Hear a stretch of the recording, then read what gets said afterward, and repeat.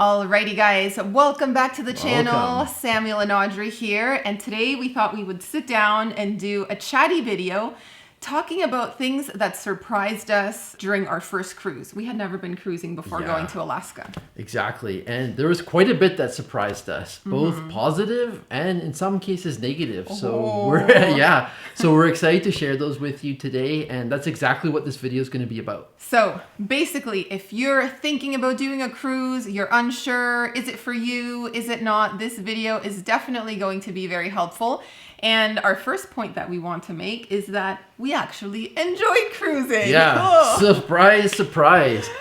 Like I've said in the past, like I was definitely a former backpacker, and my identity as a traveler for a very long time was as a backpacker. I mean, this was before pre cell phones, pre all of the modern technology that most people have. I valued pounding the pavement, arriving at a place, searching on the ground, looking for accommodations, trying to get off the beaten path, all that kind of stuff. So I thought, you know what? Cruising is the opposite of that. And I thought, I'm not going to like it because of that.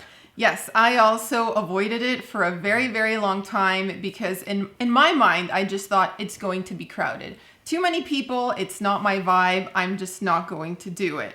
But surprise, surprise, we just went on our first cruise, had a super positive experience. In fact, there's already another cruise in the works. So that just shows that we really had a fun time. I guess we're at the stage in our lives and careers where it's nice to have some things that are kind of served on a platter for you, made a little bit easy. It was nice to be having really good meals, to be sleeping well, to not have to worry about like, where do I find a place to eat? Where's going to be my next place to stay? Everything's taken care of, so you can kind of just arrive at port, enjoy the day, get back on the ship, eat well, sleep well, and do it again. Okay, so the next thing that surprised us is the fact that cruising is really good for family travel. And what I mean by that is both multi-generational travel, because this was a 3-generation trip that we did with my parents, ourselves, and our daughter. And it's also really good for new parents traveling with babies. If you're still trying to figure it out and you're not feeling super adventurous, you don't want to go backpacker style like you used to with the baby. Maybe backpacking with the baby, maybe not as a good of idea. This was perfect because the cruise ship was well set up for the baby. I mean, staff were so accommodating. They were bringing her applesauce, they were bringing her yogurt. Also, there was designated play areas. We found our room comfortable enough to sleep with her. And it was also accessible in terms of being like stroller friendly. You could easily get around taking the elevators, so accessible. And also I think the variety and the fact that the baby was kind of going off of the ship for a bit and then coming back on, I think that was a very stimulating experience. We also found like staff was really friendly. Having a baby on a cruise ship is almost like taking a cute dog on a walk. Like people just come up to you and talk, and that's what happened. Both staff and other passengers. Yes, lots of conversations. I like that. That comparison. Good. So next surprise was the size of the ship. And let me preface this by saying that I booked one of the smallest ships out there. Okay, for this cruise to Alaska. I booked a small vessel because I wanted it to feel more intimate and not be overwhelming. I think it was around 2,000 passengers that this ship could hold. But even so, it's overwhelming at first. It is huge. A cruise ship feels like a city, I would say. Yeah, it's like a floating city. It's not like a floating... Some people say it's like a floating hotel. I sort of disagree. It is like a floating city. It's that big. And when you first get on and you're overwhelmed and maybe you're tired from the boarding procedure, going through immigration and all of that stuff, it does feel overwhelming. You're like, oh my gosh, okay, where's my room? Finally, you find it. And then you're like, okay, now where do I go for all these different things? But every single day, it does get a little bit better. Yes.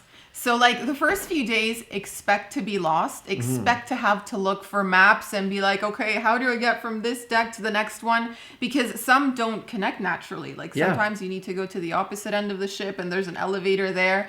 So just be patient, be willing to look at maps, and you'll familiarize yourself eventually. Indeed. Another shock, shall we say, is how easy it is to spend a day at sea. I was worried about this. Yeah, because you would think maybe it's going to be extremely boring, like 24 hours. You're not docking anywhere. What are you going to do? You have a baby to entertain. You have all these things to consider. But actually, it ended up going really fast. I mean, when you think about some of the different dining experiences, like when you book a dining experience in one of the nicer restaurants, that eats up a decent amount of time. It does, yeah. And then you also have the baby's needs, like you can take it out to play, then you can go for a walk. Or on the promenade of the deck, the outer deck, just do loops there. Exactly, and then just exploring the ship, yes, finding different theme rooms, finding different entertainment options, and then just the fact that it's a multi-generational trip. So, you know, during part of the day, maybe half the group may want to do one thing, the other half wants to do another. Then you like factor in a siesta for the baby needs a nap, and sometimes we do too, and grandparents as well. So actually the days flew by when we were out at sea, and that was definitely a shock and a surprise. I will say a sea day can be as relaxing or as active as you want it to be. If you want to relax, you've got the pool, you've got the spa. You can just, you know, go to the library. They have so many books there, or you can go play board games, that sort of thing. And if you want something a bit more active, you've got the gym, you've got the deck where you can walk. There are shows, live music, bingo, presentations. Also, for solo travelers or couples without kids, there's tons of entertainment options, shows, comedy specials, live performances, music, all that kind of stuff. So you can totally indulge in that. We didn't have as much time to do that, but we still found ourselves busy enough. Next point. Food everywhere all day long. Tell us about it. Oh, man. Well, that's actually a pleasant surprise. You know how much the two of us love to eat. Yes. So, yeah, food is accessible 24/7. So if you wake up at a weird time, you can go usually to the buffet area, and there's like coffee and some snacks and stuff like that. But then during the more regular hours of the day, there's way more options. You can not just go to the buffet, but that's when the other restaurants start to open. That's when more food is being served. So you kind of have to, you know, have a little bit of self-control. Yes. And I would say that wasn't my strongest suit on this particular cruise. I would just like, wah, wah, wah. But fortunately, I did do a lot of walking. Yeah, I would say by day 3, we realized, okay, we need to pace ourselves. If we're going to be getting off the ship the following morning and we want to feel energetic, we cannot go so hard on the meals and have like a 3-course meal with wine. It's too much. But it is tempting though. Like the menus are excellent, and the quality of the food was so good that we're just like, oh, that dessert sounds so good. And so if you struggle a little bit with self-control, you definitely need to rein it in a bit. So another pleasant surprise was just how friendly the crew are on these cruises. Mr. Washy Washy. Tell us about Mr. Washy Washy. Okay, there was one man who was particularly friendly and just flamboyant and fabulous, and we loved seeing him every day. It was a Filipino staff member, and basically when you walk into the restaurant, they offer you the hand sanitizer. So he was there like, washy washy, let me spray your hands. We will wash you. Yeah, he was awesome. So basically, this man, he took every pop song imaginable and changed the lyrics so that it was about washing your hands. Everything from like Lady Gaga to Madonna. All about washing your hands. He was so good at his job that you asked him if he was part of the entertainment crew at night. I did. And he said not yet, but that is the dream. That guy and he will be amazing at it. That guy is on the fast track to being probably not just the entertainment crew, but maybe the coordinator someday. Yeah. So many friendly staff members who like made the effort to remember our family, remember our baby's name, remember our likes and dislikes. Like they knew what to bring you for breakfast.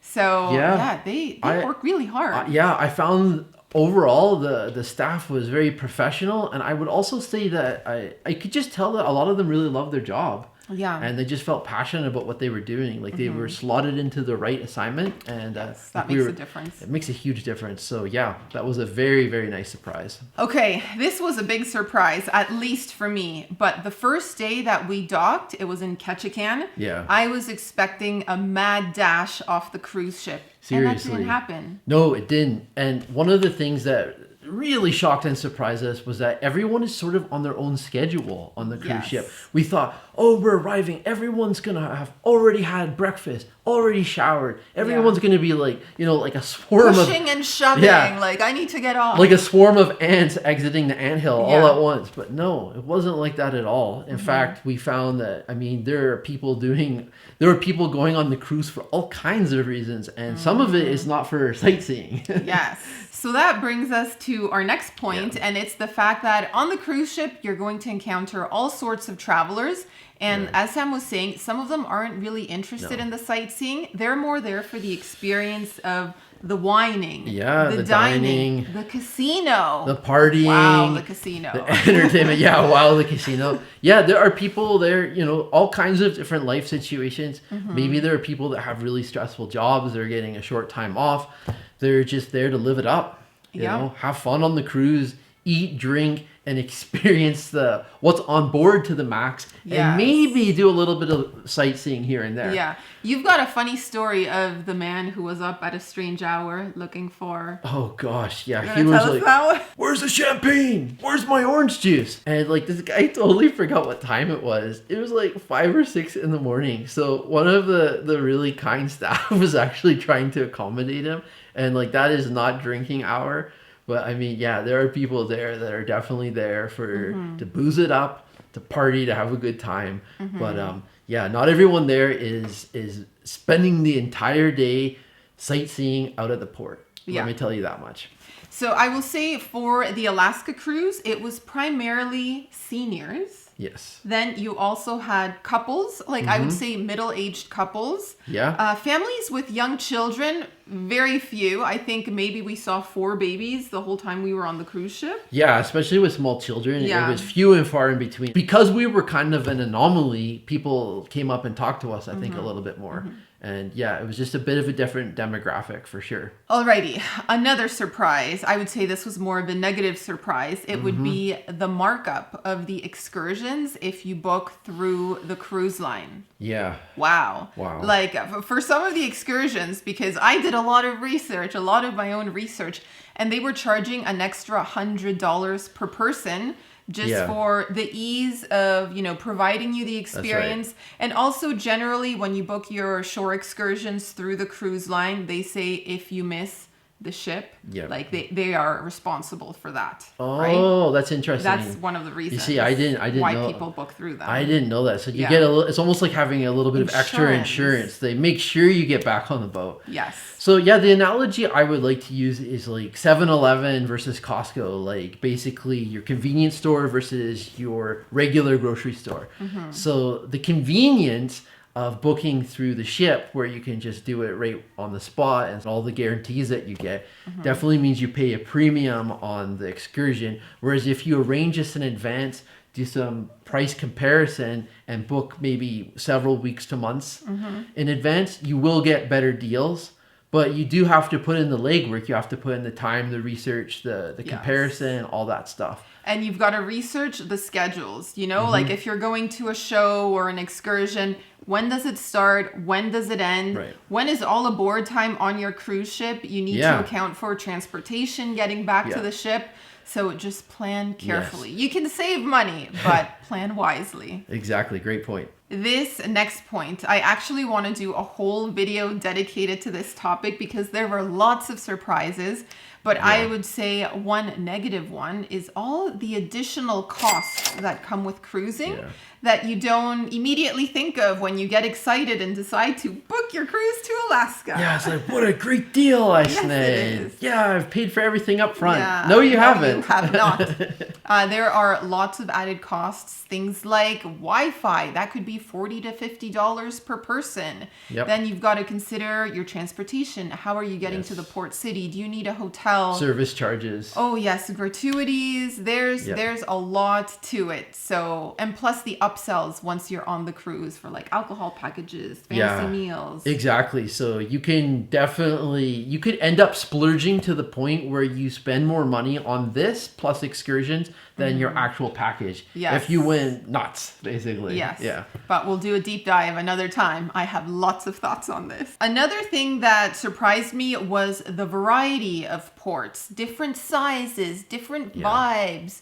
just different things to do in each place. And you can make your experience as touristy as you want, or go a bit off the beaten path. Yeah. And I will say every port that you visit has 1 or 2 main attractions that everybody's going to rush to. That's right. For example, Juneau, everybody wanted to see the Mendenhall Glacier, and it was crowded there. Also hanging out around where all the ships were docked as well in Juneau. Yes. That's where all the restaurants, the bars, and the tourist shops were.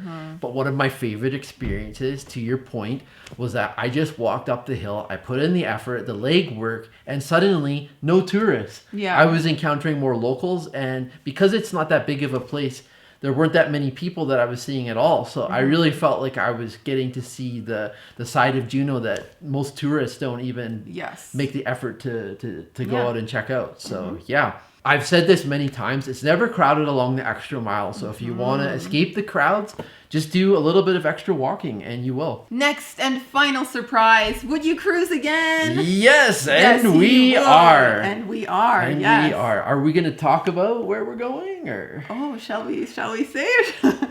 We are going in a cruise in less than a month, so you're going to be getting more cruise content on the channel soon. We'll keep it a surprise. Keep it a surprise. But okay, we'll say this. It's going to be the complete opposite of our cruise to Alaska. Yes. So we'll let you guess in the comments where you think we're going. Yeah, that's where we'll leave it at that. Yeah. But I would say that was the biggest surprise because we went into this like willing to try it. We'll do it once. If it's not for us, we won't do it ever again. That's right. But it turned out to be a very positive experience. The one thing I want to say is baby liked it. We liked it, and also your parents liked it. They are also looking at going on another cruise. So. Yeah, we've been brainstorming all sorts of cruises that we want to do, and you might be seeing more cruise content on our channel. For sure, you will. Alrighty, so basically that is the end of the video. Thank you if you have made it this far. If you enjoyed this video, feel free to give it a like. Yeah, please subscribe, join us for more videos, and also chime in the comments below. Let us know if you've been cruising before. What were your first impressions? What surprised you? What did you like? What did you dislike? Exactly. We want to hear about your shocks because you know what? Everyone's different and you may have had a completely different experience than us. But anyways, definitely let us know in the comments below. And thanks so much for watching. We'll have more content coming soon on our channel. And again, more cruising content in the future. See you soon. Ta-ta. Ta-ta.